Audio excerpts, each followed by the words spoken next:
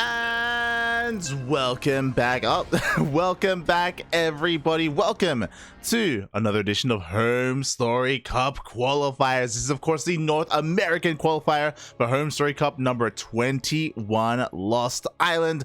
I'm, of course, your host, Light VIP, and with me, I'm currently joined by no one, but I will be joined by a co-caster, most likely in the next series, so I won't be alone for long. And oh my god, let's go. Let's just dive right into it. We've been busy casting these HomeStory Cup qualifiers for the past week, over a week now, and we are coming to a close. The last remaining regions are finally getting their qualifiers, and this one is going to be insane because we have one of our own. We have one of Los Patitos as spawning in the bottom left-hand corner of Hardwire LE. We have the CranKy Duckling himself, hailing from the land of America. It is Vindicta. And spawning in the top right-hand corner of Hardwire LE, we have the American Protoss player herself, representing, oh, I assumed Psystorm Gaming, but I'd have to double check. It is Nina.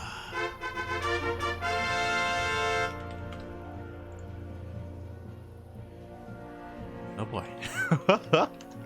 As I quickly do remember, I believe she is currently teamless, but here nonetheless. If you recall, Nina did not participate in the last season of DreamHack, but of course, now that break is over, she has returned to competitive play, and to return in the HomeStory Cup qualifiers, what a return.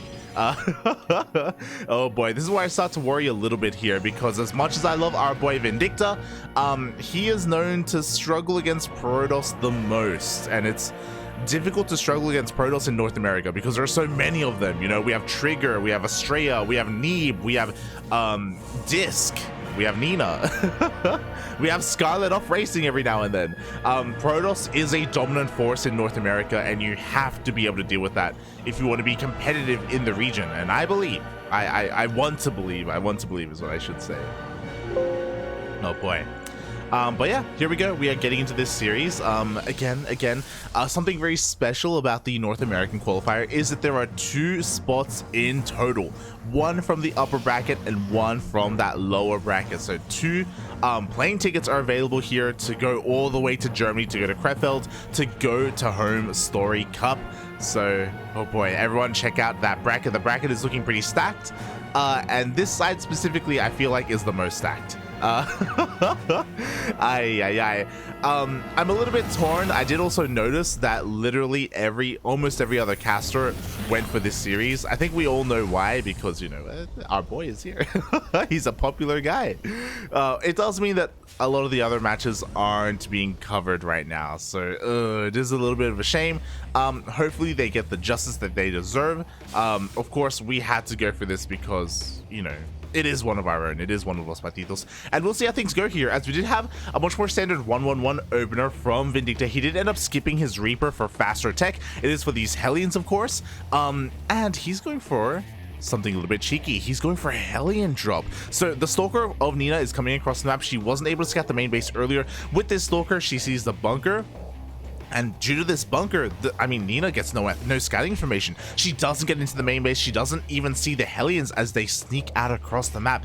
Vindicta has successfully kept all of this hidden, and now he's going for that medevac. Meanwhile, back at home, Nina is none the wiser. Again, working with very limited scouting information. She doesn't have a sentry to scout across the map for a hallucination scout or anything like that. She's playing normal because, I mean, why would there be anything crazy going on? I love this though. She throws down the spotter pylon, so she will have a little bit of a heads up about this drop if it's in range. Meanwhile, here we go. All 4 Hellions meet up here. The medevac is zooming on in, and that pylon isn't done yet. It doesn't have the vision it needs. Neither one of these pylons do, as we see a drop into. Oh my god! It's in between the pylons. There we go. Finally, he has been revealed. He dives on in. Oh, nice pylon block here. The Sim City of Nina is looking pretty good so far. The probes line up, but oh, the Hellions get locked in. Very nice crisis management in the end by Nina, but the Hellions are back. They're back, puppy! Ah! Once again, she goes for the pylon block. This time she doesn't get it. The probes are lining on up at the same time. 2 more Hellions just run in because the wall is not a wall. It was left completely wide open. Nina did not wall off, and now as a result, 14 probes have gone down. 16 even. Oh my god.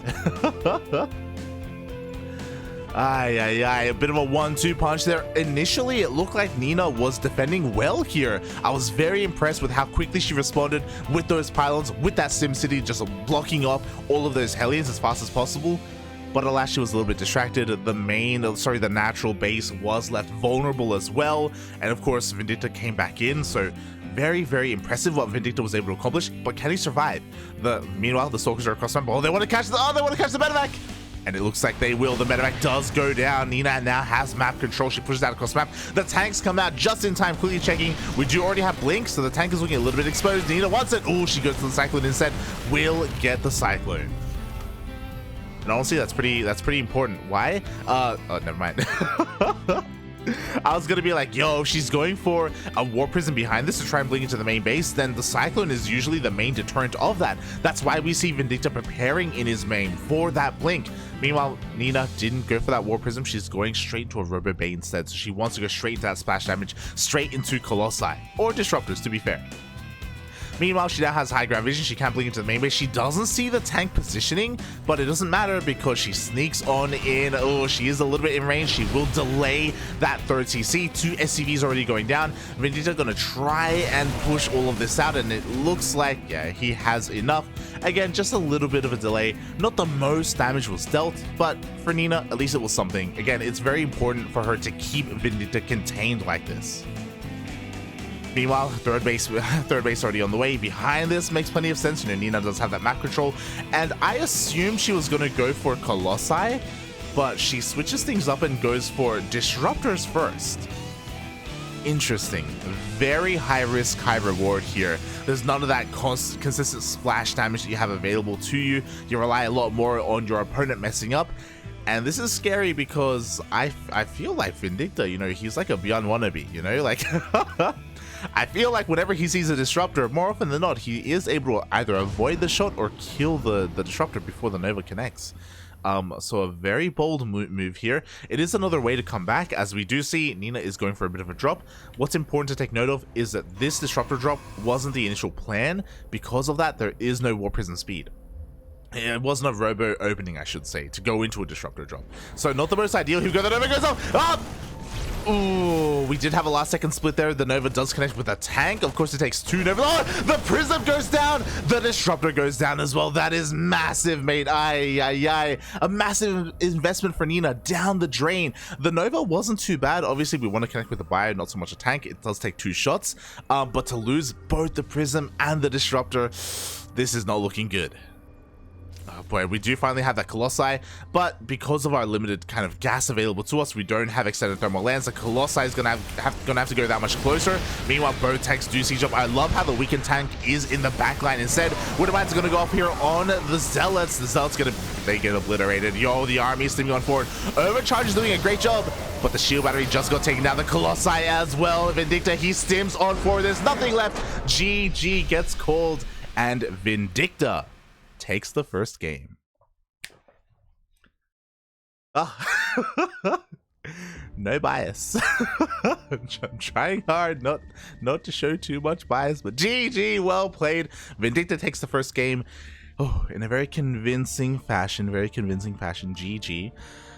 And yeah, we'll see if he can keep this up. What's important to take note of is that, again, he did kind of take the reins of that game by going for that Hellion drop to begin with the proxy starport.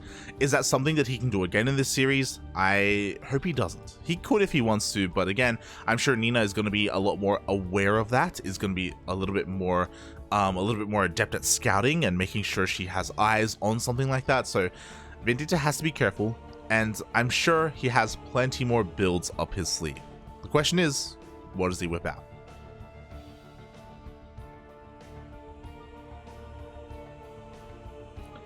Quickly checking. Oh, TBD forever. Oh, so this is the only NA qualifier? Yes, yes. There's only a single North American qualifier, but 2 players make it through.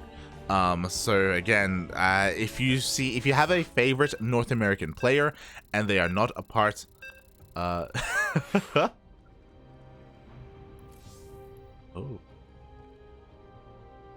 And if they are, god damn it, what was I gonna say? Oh yeah, if they are not a part of this bracket, oh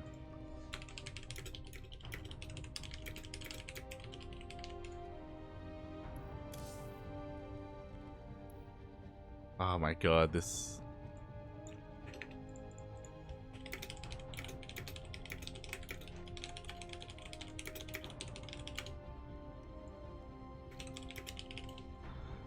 Okay.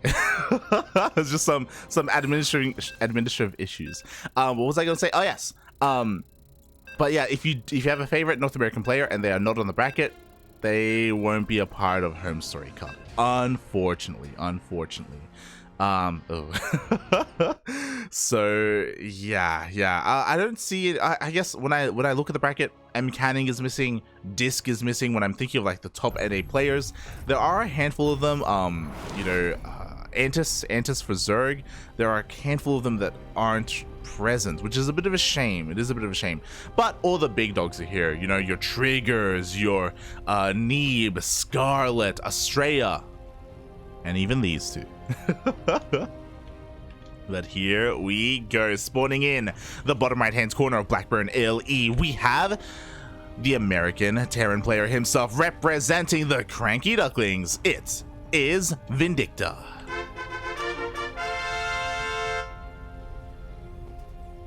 And spawning in the bottom left hand corner of Blackburn LE, we have the currently teamless Protoss player herself, representing herself from the land of the Americas. It is Nina.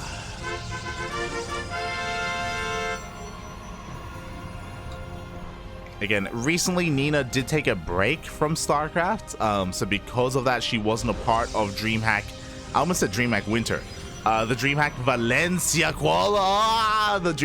qualifiers, so maybe not in the most tip-top form, but again, she was very impressive nonetheless. She's a very impressive player, and as a reminder, whoever gets knocked out of this series will have a second chance. Looking at the bracket, it is double elimination, so everyone does have another opportunity to make it through in that bracket. Meanwhile, as I was freaking out, making noises, do what I do best, as I do retweet a couple of tweets, we have a 2 racks opener here. So a couple of things are important. One, Nina goes for a probe scout. She confirms the first racks is at home, and that's kind of a regular tell that, okay, things are for the most part relatively normal, you know, because not everything is proxied. Little does she know that we have a second Rax, and it has a tech lab. Your Proxy Marauder. It's not just Proxy Marauder though. I'm assuming this is for Concussive Shell, but the fact that Vindicta has a second Rax here back at home to pump out Marines, let's go! Oh my god. There it is. Concussive Shells are on the way. So the idea behind this, Marauders are amazing against buildings. Doesn't matter if you have a pylon, doesn't matter if you have a shield battery, Marauders will just power through them. Not just that, Marauders also power through Stalkers. They have a harder time against Adepts and Zealots, but they do make it easier for everything else to be microed because they slow things down. So this is going to be very interesting. Meanwhile, it looks like that supply depot was a little bit late, so the Marines are going to be delayed by a couple of seconds.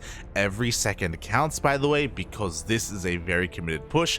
We do see Nina scouting across the map with her Adept. She is on the way. Oh. But again, when she gets across the map, we're going to see a full wall off. Oh, she can intercept some of these Marines though, and that could be a bit of a tell. She is here to delay the CC, and it looks like she gets in. Oh, a couple of shots are going to go off, and oh, the CC finishes just in time.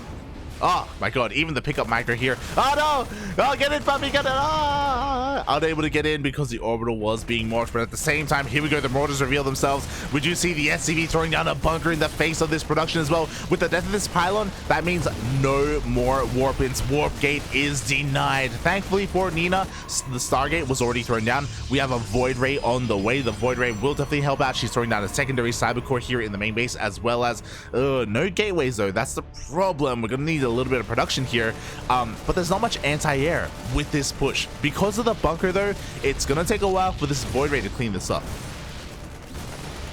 And the question is, because it takes so long for the Void Ray to come out and to deal damage, will the next guy die? The boys are being pulled. Nina has to hold on here. Here we go. The Marines dive into the bunker. Marauders doing what they can to focus fire as best as possible. The bunker, it looks like it is going to go down. Oh, the Void Ray almost falls. Barely. It survives. Barely. In the end, Vindicta goes for Marine kills. Sorry, for probe kills. And oh boy, he's getting a lot of probe kills in the end. Marauders finally get cleaned up. And in the end, Nina loses 7 probes, a pylon, and a cyber core. That's a lot of damage. Vindicta back at home, you know, he's on 2 bases, he has his orbital, he's got the worker lead. He did throw away a lot of his army, don't get me wrong, but he still has banked up plenty at home. As we can see, this Phoenix is going to have a hard time dealing damage. Nina has to find a way to come back, and that's exactly what she's doing. We see a robo follow-up into a robotics bay. This is very risky. Obviously, looking at the base, we have no production. We have no warp gate. We have 1 gateway. We do not have an army here for Nina. She is taking a massive risk because she has to do something crazy. And that is to tech up as quickly as possible and get out some high-tech units and harass across the map. I wouldn't be surprised if, you know, we go straight into a Disruptor again, for example. We could see Colossi. There we go. It is going to be a Colossus first. And Colossi do have a lot of power, you know. And if Vindicta is passive enough, Nina will get away with this. There we go, warp gate is on the way, 2nd gateway as well. Back at home, Vindicta, he's just solid. He hasn't really lost much of anything yet. I do think the Phoenixes are a little bit of a red herring. I do think that they're doing a good job at keeping Vindicta at home, and also maybe even forcing him to overreact to anti-air. Or to Phoenixes specifically. Meanwhile, they dip it. Oh, they have to be careful not to take too much damage here, as they do end up getting, one SCV, the repair keeps the 2nd SCV alive, and one of the Phoenixes does fall, which means no more harassment potential. With only a single Phoenix, you can just CC basically. You can just take control of something, crowd control, that's it, that's the word, it was slipping my mind. Try and, you know, crowd control some of these units. You can't really deal damage to them, unfortunately. So yeah, Nina is now stuck back at home, but here's a Warp Prism, and the Madman, she's going for a Colossi drop. Let's go! Classic Nina. There's a reason why, I don't know if you noticed, if you're familiar with my cast, whenever I see a robo opening by Protoss to go into a Colossi drop, I always make reference to Nina, because Nina, I feel like, does do this the most out of almost any Protoss player in this matchup. So here we go, Colossi is coming across the map. Marines are juicy targets, as well as SCVs for this Colossus. There's no extended thermal lance, but it is going to finish up in a couple of seconds. Nina, she tries to dip in. Vindicta does have eyes on this. Nina has to be so careful. Ooh, the first couple of swipes come out. She has been revealed. And here we go, he's dipping on forward. Does deal some shield damage, a little bit of hull damage to that Colossi as well, but Nina does keep it safe, does keep it alive. And now Vindicta is going for a drop, and this is what I'm worried about. Again, Nina is working with very little army, but as time has gone on, she has been able to throw down more of these gateways. She does have a small force here, small enough, but strong enough to be able to deal with this drop, to be honest, if it's in position. Oh. Meanwhile, at the same time, we do see Vindicta trying to micro his heart out. Oh my god, a lot of damage already being dealt here to this Colossi. He wants to shut down this Prism, but a little bit too slow, isn't able to keep up. At the same time, tries to get into the main base, is intercepted by that one Void Ray and Phoenix from earlier in the game. Meanwhile, we do see Vindicta trying to hunt down the Prism, does deal a little bit of damage, but he just doesn't have enough DPS, doesn't really have enough ground to hunt this down. With these 2 Vikings though, he should be in a better position, and what I love about these Vikings is that there's a lot in the air. We have the Void Ray, we have the Phoenix, we have a Warp Prism, we have 2 Colossi. Vikings, you know, they got plenty to do. Oh, and here we go. Vindicta's trying to push in towards the natural base, but with 2 Colossi, he's gonna have a hard time doing so. Vikings putting in a lot of work, but again, with shield batteries, with overcharge, Nina should be fine. And I feel like she's weathered the most of it. Now she's getting fully saturated on 3 bases. She's catching up. She's getting up to 3 Colossi. So honestly, she's pretty well set up for this. Vindicta trying to get his third up and running behind this, but yeah, the timing that he wanted to hit, I feel like has come and gone. For now. What's important is that thankfully he didn't overcommit to the fight. He didn't overcommit to the engagement. If he did, he would have lost the fight. He would have lost the supply lead, and it may have all been over. Thankfully, he keeps this alive, and now he can go for a follow-up push with Liberators. Really, Liberators are what you want against this kind of ground toss army. Tell me, what kind of anti-air are we working with? We have 3 sentries. We have 3 sentries and 4 stalkers. That's not a lot to work with. We don't even have blink. Right now, because of the awkward way that Nina teched up, like, Liberators are a great way to abuse this kind of army. Meanwhile, we just see a mass drop into the main base. Yo, the Liberators are going to be able to cover the ramp. Oh my god, the Vikings, they dealt with the Void Ray. They're going to deal with the Phoenix as well. There is no way in for Nina. It's not happening. Meanwhile, we have a recall instead. The Colossi do get into the main base, but they're being focused down one after the other. 2 Colossus fall. There's only 1 left. There's only 1 left, puppy. And Vindicta, he goes for it. He dives on in. He gets the 3rd Colossi. In the end, it looks like he will lose his army. The Stalkers are enough to power through that Liberator. Oh my god, War Prism almost goes down as well. At the same time, we have a little bit of a run by here with these Marines. 6 more probes go down. Again, this will be cleaned up.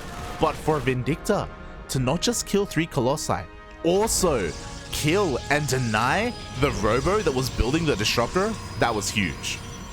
Right now, there's going to be a massive window here, a massive period where Nina doesn't have any splash damage. She is stuck with gateway units, and this was never the original plan. She isn't set up for Swarm Toss. She doesn't have the upgrades. She's only just now getting blink. She does have charge, so this isn't the worst army, but again, she was relying a lot more on that splash damage, relying on something that just doesn't exist anymore. Meanwhile, Vindicta, he is bouncing back. He's been able to reconvene here with the rest of his army. He's rallying across the map. And does he have what it takes to just break Nina? Again, no Colossi, no Disruptors. This is best case scenario. We do have an overcharge though. We do have shield batteries. Vindicta still has to respect this. He doesn't have any Widow Mines. He doesn't have any splash damage of his own. He has 2 Widow Mines in total, but they are back at home, rallied instead. And it looks like, especially with the amount of charge lots, Vindicta cannot push in. The Robos have finished, the Disruptors are out. Vindicta, there was a window here, and he is missing that window. He goes back home instead.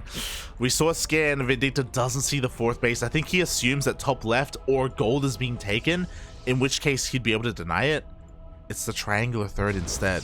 Vindicta misses this. Nina is getting away with this 4th for the time being. We see a scan confirming the army, confirming the Disruptors now coming out. So Vindicta knows it's going to be a little bit harder to engage. I would have loved if he kept building those Liberators. He's making 2 now, but he could have continued to make them. These Vikings, they're doing nothing. Oh boy. Meanwhile, we do see a bit of a Widowmine drop. No, Nina is set up.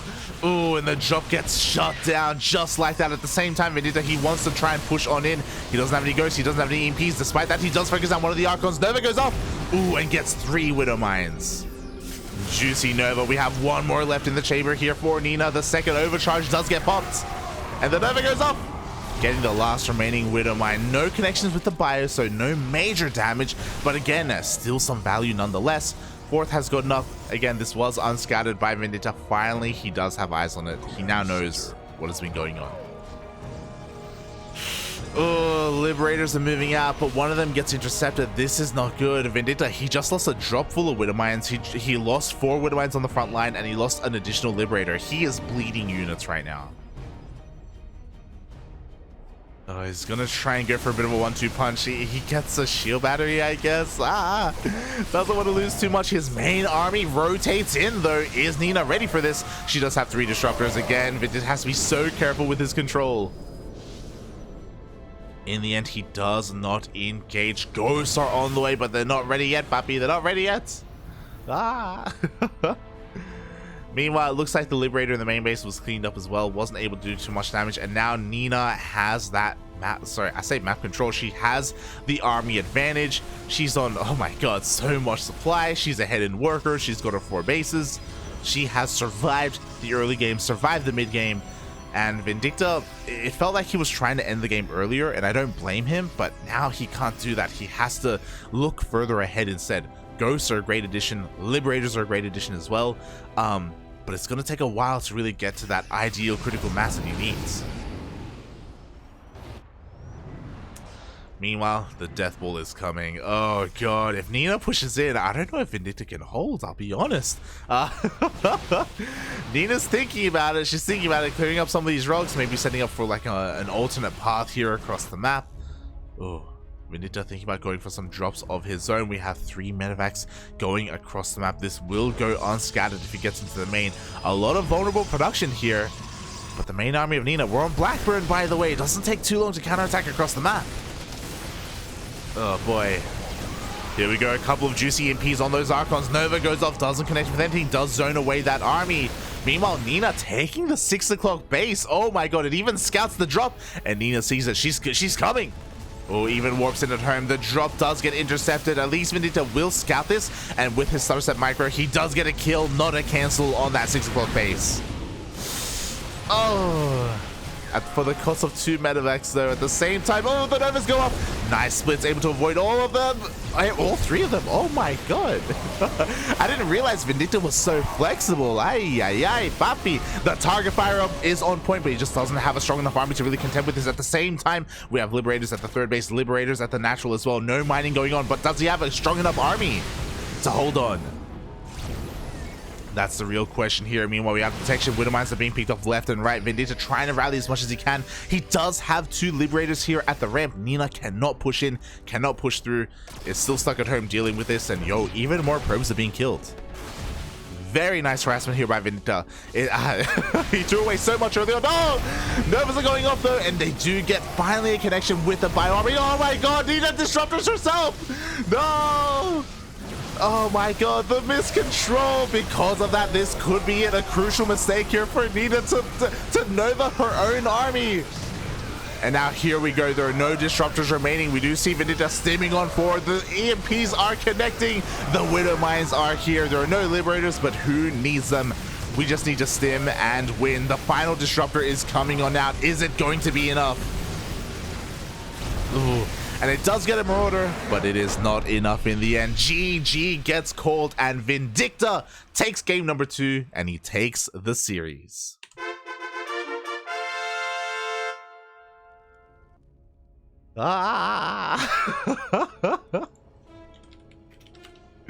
GG, well played. Congrats. Oh my god, I just knocked off my mic.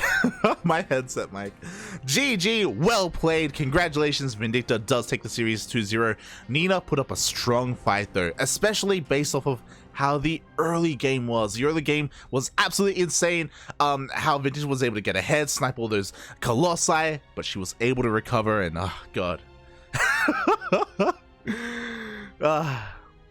That was terrifying. That was close. That could have gone either way. In the end, Miguelito does do it.